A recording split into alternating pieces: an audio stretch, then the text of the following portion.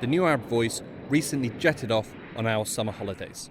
We threw our suntan lotion, bucket and spade for the beach, and a pile of holiday reading into a suitcase and went in search of sun, sea and sand. But the new Arab Voice was not alone in doing some travelling. While we were away, Saudi Arabian Crown Prince Mohammed bin Salman took a tour around the Middle East and North Africa, where he skipped the tourist sites and instead opted for high-level meetings with heads of state. Some visits shored up existing relations, while others served as an attempt to normalise relations which had previously gone bad. The Crown Prince's regional tour included Egypt, Jordan, Iraq and Turkey, all of which come ahead of a visit by US President Joe Biden, who will meet with MBS in Saudi Arabia on July 15th. Why was it necessary for the Saudi Crown Prince to make the diplomatic regional tour? What does it mean for the kingdom's regional relations? Has the Arab and Islamic world moved past recent nefarious actions attributed to MBS? And are we going to see a new chapter in Saudi-US relations? My name is Hugo Goodridge. Welcome back to Season 4 of The New Arab Voice.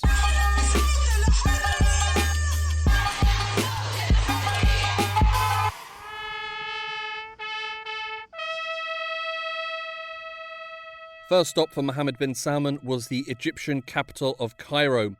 He walked down from his plane where he was greeted by Egyptian President Abdel Fattah el-Sisi. Big smiles and warm embraces started MBS's tour. Ahead of the visit, a spokesman for President Sisi stated that the two leaders would be discussing regional and wider international political affairs. Specific details of these discussions were not revealed, but following the visit, a raft of economic and trade deals were announced. Saudi media reported that 14 investment agreements were signed between Saudi and Egyptian companies. These ran the gamut of infrastructure, logistical services, port management, agri-foods, the pharmaceutical industry, fossil fuels and renewable energy, and cybersecurity. They were reported to be collectively valued at $7.7 billion. These deals followed a bilateral trend. In 2021, trade between the two countries jumped 62% from the previous year, reaching $9.1 billion. And the continued trade will likely prove a vital boon for Egypt, which is currently experiencing a spiralling public debt problem that has now reached 90% of GDP. After 2 days of handshaking and smiles for the cameras, it was back onto the plane and a short flight to the next leg of MBS's Summer 2022 regional tour, Amman, Jordan. On June 20th, it was another warm welcome at the airport, with more warm embraces and yet more military bands. MBS's trip to meet with King Abdullah II of Jordan differed from his meeting in Egypt. Relations between Saudi Arabia and Jordan have experienced a period of decline. Jordan felt sidelined in the wake of the former Trump administration's quote-unquote deal of the century, which they believed pushed them out of their traditional role as a mediator between the Palestinians and Israel. Any hurt feelings in Amman were eased with yet more deals being signed, this time regarding mining, fertilizers and industry. Mohammed bin Salman's visits to Egypt and Jordan were the diplomatic starter of his tour. But the main course is what came next: the Saudi Crown Prince's trip to Turkey to meet with President Recep Tayyip Erdogan. What is happening now is that Saudi Arabia and Turkey are normalizing relations. This is Omar Özkazilcik, a foreign policy and security analyst based in the Turkish capital, Ankara. And Turkey is ending the case of Jamal Khashoggi, and this is being putting aside, and Saudi Arabia is in return ending the boycott against Turkish goods, and economic relations will start. Turkish-Saudi relations nosedived in 2018 with the murder of Jamal Khashoggi. The Saudi journalist, who was a fierce critic of the royal family, was lured to the consulate in Istanbul. He was seen entering the consulate building to collect the papers needed to marry his fiancée. he was never seen again. Once inside, the dissident journalist was murdered and dismembered. The gruesome murder shocked the world, and when looking for a culprit, all signs pointed to the Saudi Crown Prince, earning him the title Mohammed Bonesaw. Turkey was enraged by both the brutal nature and location of the murder. 1 month after Khashoggi's murder, President Erdogan wrote an op-ed in the Washington Post, the former employer of the slain journalist. Over the course of the past month, Turkey has moved heaven and earth to shed light on all aspects of this case. As a result of our efforts, the world has learned that Jamal was killed in cold blood by a death squad and has established that his murder was premeditated. He continued, "The murder was a clear violation and blatant abuse of the Vienna Convention on Consular Relations. Failure to punish the perpetrators could set a very dangerous precedent." In the following years to date, this, quote, dangerous precedent lost its edge. And in April of this year, Turkey announced that it had sent a trial in absentia against the alleged assassins of Khashoggi to Saudi Arabia, which was closely followed by a diplomatic trip by Erdogan to the Gulf Kingdom. The move opened the door for a normalisation of relations. But if the decision of the Turkish court opened the door, it was unlocked by, according to Omar, two main factors. The real motivation behind this normalization can be located onto two aspects.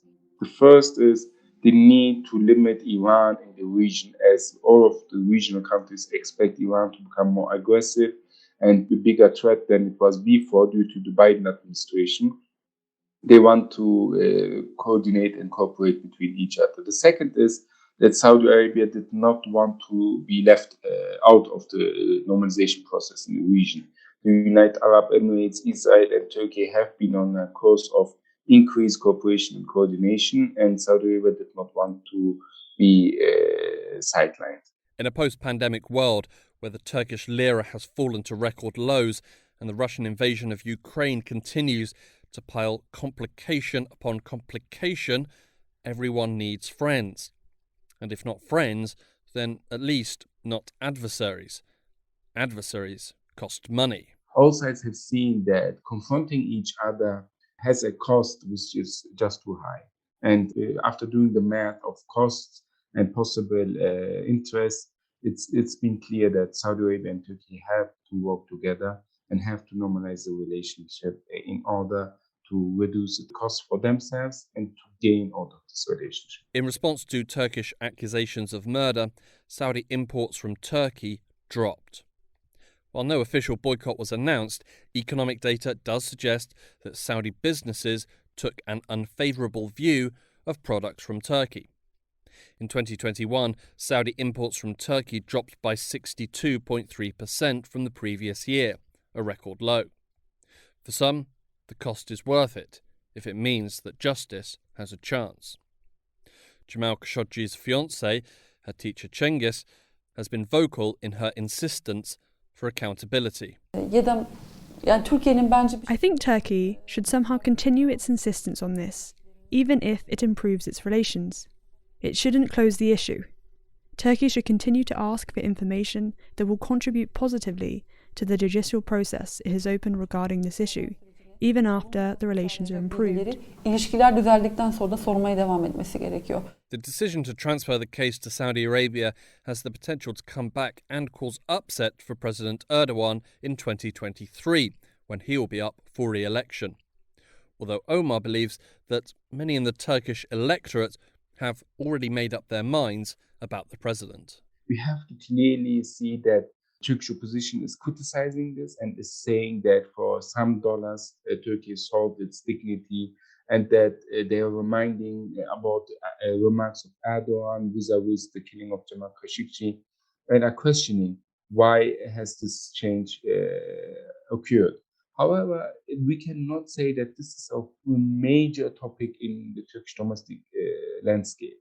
For the Turkish domestic audience, the ones who are already opposed to Erdogan have criticized this, and they will continue to criticize this, but it will not have any impact on electoral behavior. The only aspect which may be of importance is the the small Turkish community in Istanbul of Turkish Islamists who cooperate and coordinate with the Arab Islamist exile elite. They might be frustrated with the decision, and they are frustrated with this decision. But do they have an alternative to vote? Will this change their voting behavior to not go to the election box? I doubt that. The Turkish electorate who are disapproving of the president will likely remain disapproving, and his supporters would equally be unlikely to leave his side now. That doesn't mean Erdogan can rest easy, with his disapproval rating sitting at 54.4%. Much of this disapproval stems from his handling of the economy, which could be helped by Saudi investment, and even better for Erdogan, could be put into overdrive with a free trade agreement with the Gulf cooperation countries, a prize that the Turkish president has long had his eyes on, but as things stand, remains just below the horizon. At this time, it seems unlikely. The normalization process has to be fulfilled and finalized before Turkey can move on to expand the relationship. We first need to come to a point in which the relations are like the relations were in the pre-tension period. So, and this will take some time. The institutions in Turkey and Saudi Arabia, the businessmen in both countries, they need to adjust to new realities. The diplomatic and military intelligence cooperation need to be normalized fully. There needs to be a new growing trust between both sides. And this also needs to be done with the United Arab Emirates as well. And after that, a free trade agreement between Turkey and the GCC countries might be a possibility. If refreshed relations between Turkey and Saudi Arabia have the potential to revitalize a stagnant Turkish economy, then what's in it for the Saudis? In one word, weapons. And in another word, drones. It is known that Saudi Arabia has a huge interest in Turkish domestically produced weapons, especially the Turkish experience with drones is of huge importance for Saudi Arabia. We know that Saudi Arabia has been repeatedly attacked by the drones used by the Houthi militias in Yemen, and Turkey as the biggest exporter of drones and maybe the most successful user of drones in the world, which has a huge track record in Ukraine, Syria, Libya, and Nagorno-Karabakh. Before Mohammed bin Salman even had a chance to unpack and get his towel down on the sun lounger next to the pool, he was back on the plane and heading home. Yes, and I said it at the time. Khashoggi was in fact murdered and dismembered, and I believe in the order of the Crown Prince. And I would make it very clear, we were not going to in fact sell more weapons to them. We were going to in fact make them pay the price and make them in fact the pariah that they are. There's very little social redeeming value in the present government in Saudi Arabia. This was Joe Biden at the Democratic primary debates in November 2019.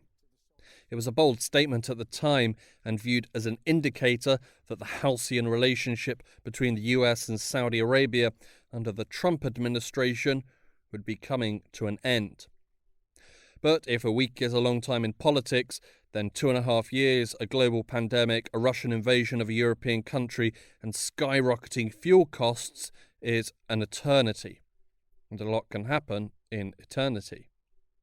All these factors have led to a re-evaluation in the US and would likely have played a role in the president's upcoming trip to Saudi Arabia, where he will meet with the Crown Prince. But don't tell Joe Biden that. The same way I've been handling it. I'm not going to meet with MBS. I'm going to an international meeting, and he's going to be part of it, just like there were people part of the discussion today. So what will be the main talking points at the meetings with Mohammed bin Salman that aren't going to happen? Well, I think that there are a few things that the president's going to try to accomplish. One, of course, and perhaps the key objective for the visit would be to stabilize the relationship between the U.S. and Saudi Arabia. This is Gerald Firestein, Senior Vice President of the Middle East Institute and the former U.S. Ambassador to Yemen under President Obama. There's been a little bit of friction, a little bit of lack of clarity in the relationship over these past few months. And the president would certainly, I think, like to end that and put the relationship back on a stable footing. Turning a page on relations will likely be viewed as a crucial outcome for the president's upcoming trip. There are a number of specific issues, of course, that he's going to want to take. One that he's spoken about publicly is a desire to help advance Israeli-Saudi relations. Without any expectation that there's going to be a normalization, that Saudi Arabia is going to join the Abraham Accords. But nevertheless, I think the president has said that he'd like to see Saudi Arabia agree to take a few steps forward, like providing El Al Airlines with overflight rights while it's flying its eastern routes. I mean, clearly, Iran is going to be a major subject for conversation. I would think that Yemen is going to be a third issue on the agenda. And again, the US and Saudi Arabia are aligned in the sense of wanting to see progress on a political initiative to end the conflict. How can they advance that? What steps can be taken now to get the parties in Yemen back to the negotiating table? And finally, I think that the president would like to bring the parties in the region closer to U.S. and Western perspectives on the Russia-Ukraine conflict, and again, to try to make sure that we're on the same page in how we interpret the Russian aggression. The two world leaders will clearly not be stuck for dinner table conversation topics. While global circumstances may have moved the thorny issue of human rights and the murder of Khashoggi back a few places, Gerald does believe that it remains a matter of concern for the US and that it will be broached. The issue of Jamal Khashoggi remains a matter of concern in the United States, and I don't think that's going to change.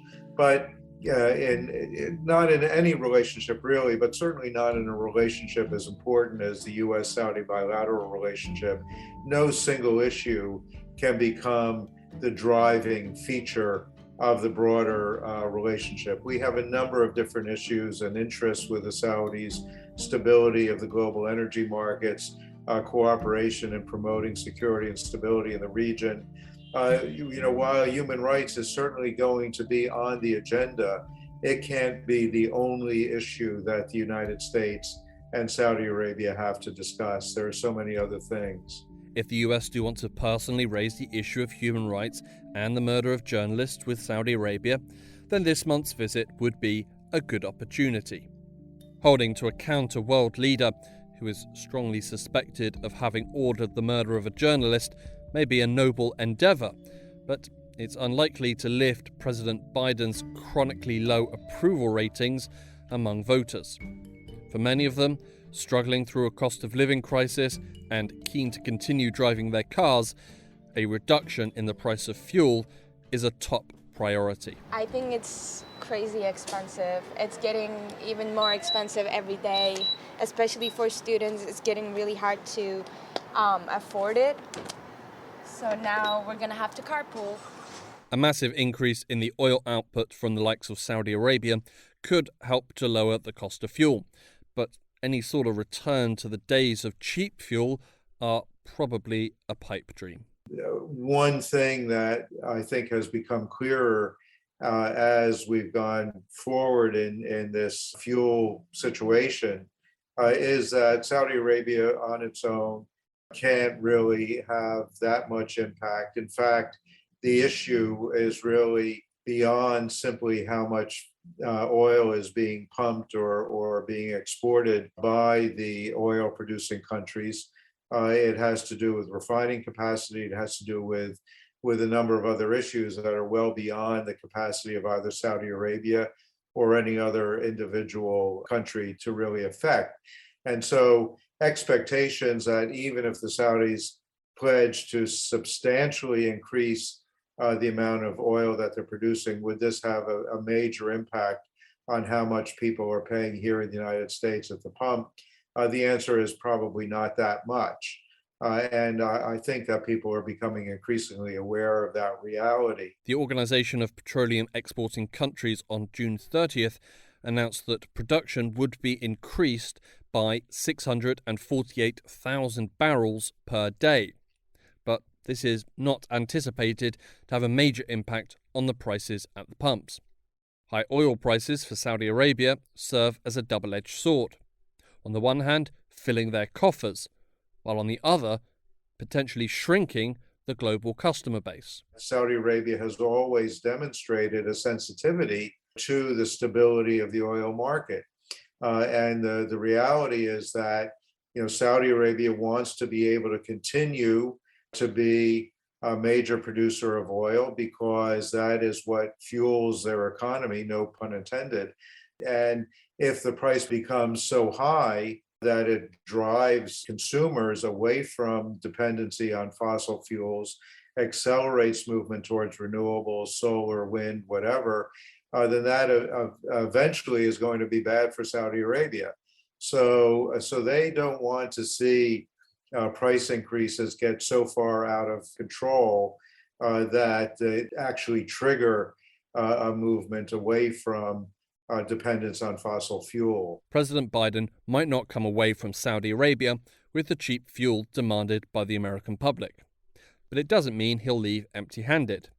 Moving Saudi Arabia and Israel a few steps closer, a more unified understanding of the threat posed by both Iran and Russia, progress on the Yemen file, and perhaps some assurances on human rights are all possible. For Saudi Arabia, and in particular Mohammed bin Salman, he could get access to the US financing he requires to fund the ambitious plans he has for the country. The US and US, both the public and the private sector, are going to be important partners for him if he's going to achieve those objectives. Access to global capital markets generally does involve the ability to go to New York and raise funds here in the United States. U.S. business is going to be an important element of foreign direct investment into Saudi Arabia.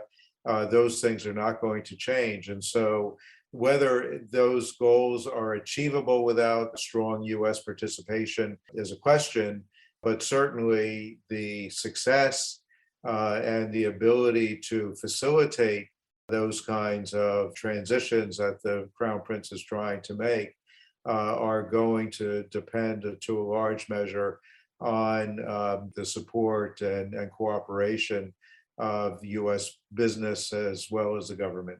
Whatever the diplomatic and financial deals between Saudi Arabia and the US may be, the relationship between the two countries is now on a different path. It's never going to go back.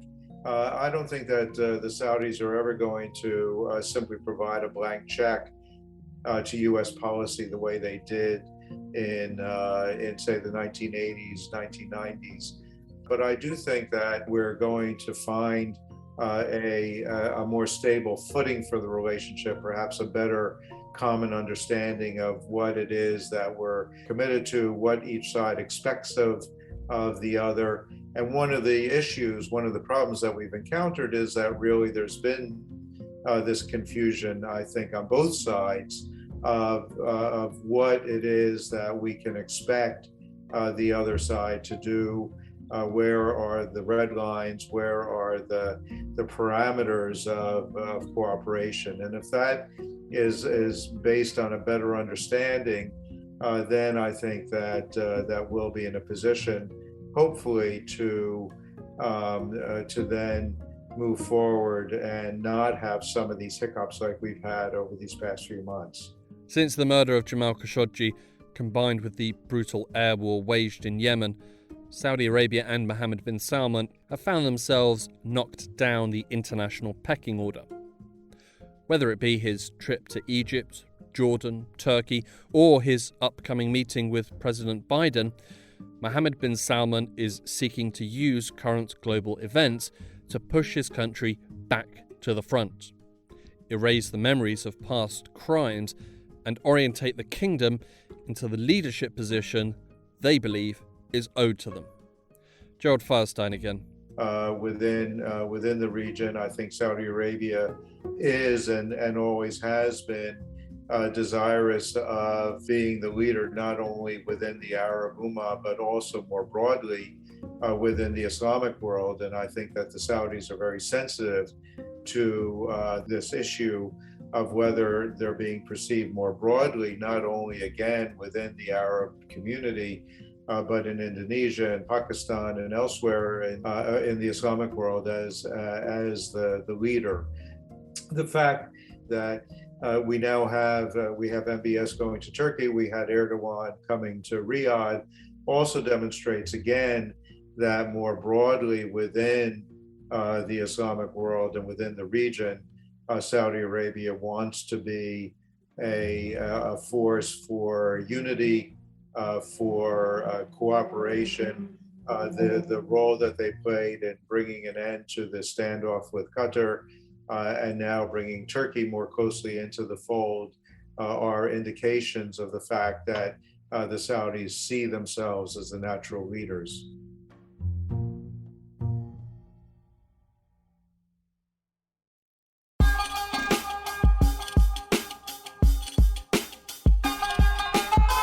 That's all for this week. Thank you for listening to The New Arab Voice. This episode was produced and written by me, Hugo Goodridge, with additional help from Rosie McCabe and Paul McLaughlin. Our theme music was by Omar El Phil. The New Arab Voice will be back next week. Until then, you can find all our previous episodes on all major podcast platforms. You can also check out our Instagram page and Twitter account, both at The New Arab Voice, for additional content. You can subscribe to the podcast so you never miss an episode, and you can also rate and review, which helps us spread the word. Don't forget to follow The New Arab on Facebook, Twitter and Instagram for all the latest news from the region.